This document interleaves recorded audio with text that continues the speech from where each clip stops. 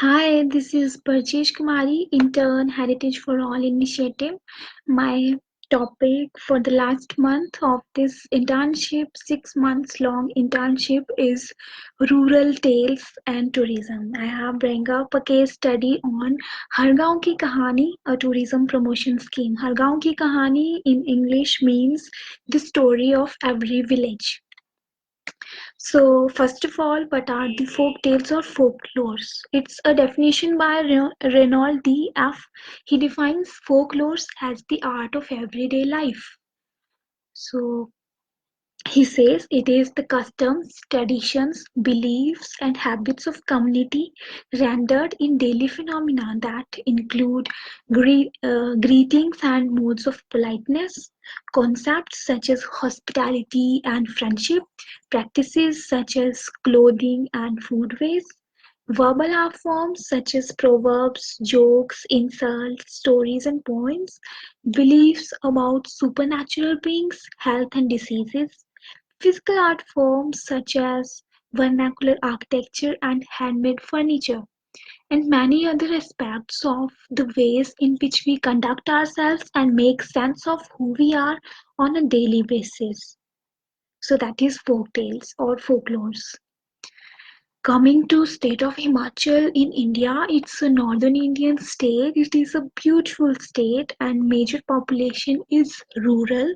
It enjoys very much its rural charm. Not only it has the geographical attractions of lake, mountains, waterfalls, rivers, wildlife, but also the beautiful culture, old traditions, rituals, local beliefs, folk songs, dances, and much more. There are different tribes residing in its remote and pristine areas. In every village, you will find one or more temples, tales, and natural attractions, making each and every square mile of it rich in beauty and heritage. Every place has something different to offer. That is the reason that this state attracts many tourists from not only this India but around the world to its famous tourist destinations. Now, talking about tourism in Himachal, initially tourism in Himachal was concentrated in few hill stations. It was only weather based tourism, but slowly with infrastructural development, post independence tourism really flourished. Uh, and now even it is successful in diverting tourism activities from these famous hill stations to adventure, wildlife, and cultural attractions of the state. And as with the mass tourism and unplanned tourism, various problems start growing. For example, now they have Har Ghar Kuch Kehta Hai. That means every house tells a story scheme. Promoting heritage walk in Shimla. Shimla includes heritage buildings of British colonial times. Himachal tourism is also focusing on alternate tourism in states such as rural, wellness, agriculture, and adventure tourism. Yet another is homestay scheme, that is a concept of home away from home based on community based tourism model, CBT model, that was launched in 2008, through which local could earn by providing accommodation services to tourists in their homes.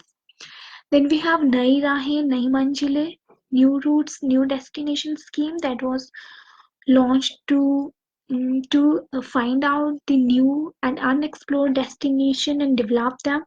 Next, we have Aaj Purani Rahon Se, from the old ways today scheme, that focuses on heritage preservation and employment generation. Now, Har Gaon Ki Kahani initiative. In every village of the state, you will find some folk tales related to gods, mythology, sacrifices, and beliefs. These folk tales were never penned down by any, but we often have heard them from our grandmothers, grandfathers, and from the folk artists through their folk songs. These are the emotional values that attracts us to listen to these songs. They are composed on the folklores. And these tales not only serve the purpose of entertainment, but they are really the great source of learning traditional values of the people. Himachal tourism basically used these stories to attract tourists to the places from where these stories are. So Har Gaon ki Kahani, that means the story of every village, or a new surprise at every step, is a scheme that was launched in the year 2010. It was a booklet was launched in which there were 12 stories from 12 different districts of state, each story from each district, and it was officially launched, and it was promoted through print media and advertising, outdoor advertising. So these stories were, uh, first was Rukmani Kund from district Bilaspur. Rukmani Kund is a small water body or pond where it is believed that a woman of royal family sacrificed her life for welfare of people. According to local beliefs, if a member of royal family, the son, that is the son of king, or his daughter-in-law, if she sacrifices her life, the problems of people will be solved. So it was her, the royal daughter-in-law, who came forward, who took the initiative and sacrificed her life for the welfare of people, for the people of the kingdom. So this story highlights the social prejudices, how a son is more loved by people than daughter-in-laws, and this place where she sacrificed her life, the Rukmani Kund, the Rukmani was her name. So this water body is believed to be holy and sacred by people. Next is from district Chamba Sahu village, that is identified for the ancient Shiva temple and mysteries that Shiva temple unfolds. The stone idol that is established at the temple gives some metallic sounds, and it's these stories, there are various stories that are associated with this temple and the temple gods that really create interest in people to visit that place. Next is from district Kangra Nerti, that is a beautiful village but a site of war between King Raj Singh and King Sansar Chand. It is believed that King Raj Singh continued fighting for 48 minutes even after his head was cut through. That is really something hard to believe, and that's why his son has established a temple for his father. There at Nirti, you can find an open theatre, a stage for rural artists to promote and safeguard and rural cultural heritage where local artists might perform. Also, there is a folklore research center established at Nirti. Huon village in district Shimla has also some similar stories of a demon who, there is a fall, Chadwick Fall, and it is believed by people that a demon lived near the fall. Even the fall also looks like a demon face, and people believe that local gods, local deities, local devta, Gan devta, Nag devta protects them from this demon, this fall. And there is also an art gallery and some other attractions at Huon village in district Shimla. Next is from district Mandi. There is a village, Bagi village, where people don't have much faith in nation's law and order system. It is because of the remoteness of the place, maybe, that they worship the local deity, Dev Kotlu, and he solves their problems. People complain in front of deity's court, and so deity punishes the accused by damaging his crops, property, so that he or she, the accused one, realizes his karma, his sins. In the remote district of Lahaul Spiti, Udaipur village is included in the scheme, where there is a wooden temple of goddess Mrikula for Hindus, and the same temple, same goddess is worshipped by Buddhists as goddess Dorje Phamo. So this place also has some history belonging to Mahabharata period, and so like these six stories we have rest of the six stories of Sangar in district Sirmaur, Bania Devi in district Solan, Nadi in district Unna, Bela for district Hamirpur, Brua from district Kinnaur, and district Kullu. From district Kullu we have Shamsher.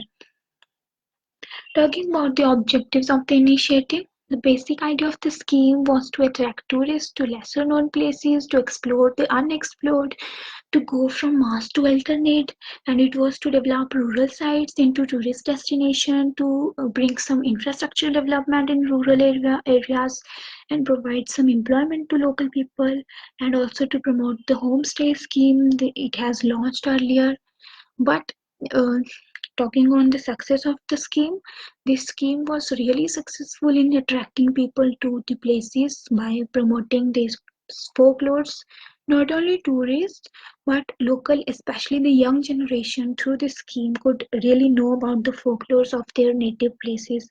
It was really a very creative initiative of the state tourism department that this scheme was helpful in promoting homestay scheme also, and this scheme could got the Department of Tourism of the state government state government recognition in India, as it was in 2012 in International Tourism and Travel Trade Fair that happened in Bangalore, where state state won the national level award for this rural tourism promotion scheme, and this scheme was really appreciated by many stakeholders of tourism industry, government professionals, residents, and travel agents, industry personals. But there were some limitations also of the scheme, that as talking about infrastructure development, information centers, restaurants, and emporiums are must for these sites, but um, government, but no much attention was given further on infrastructure development. There, if you visit these sites, you will only find there the boards, the stories displayed on the metal boards, and nothing else. It was also promised by the government that the second edition, third edition of 12 more villages will be seen soon. Every year, they will introduce some 12 more villages to the public, that they are really working on 102 more villages, but nothing such has happened so far. It's been so many years, and this scheme is almost extinct. Nobody now knows about this scheme. And talking about marketing, only print media marketing was done, and there are no online records of the scheme, and it was only at some few information centers that uh, that tourists could learn about this scheme as such. So from this, we can say that tales and stories fascinate people, especially when they are historic and have some legacy, some beliefs, some mythology. Folk people are more likely to be associated with these tales. Himachal, a state with most of population being rural, the state tourism development came up with this unique idea of promoting rural resources as tourist attractions mm, for helping people with the help of these folklores. The scheme got attention of many and really got recognitions also. It was successful in bringing old stories, the lost history, and the folk tales to not only the tourists but also to the newer generation of society who otherwise not be told and might not learn about their culture and identity. So that was all. Thank you.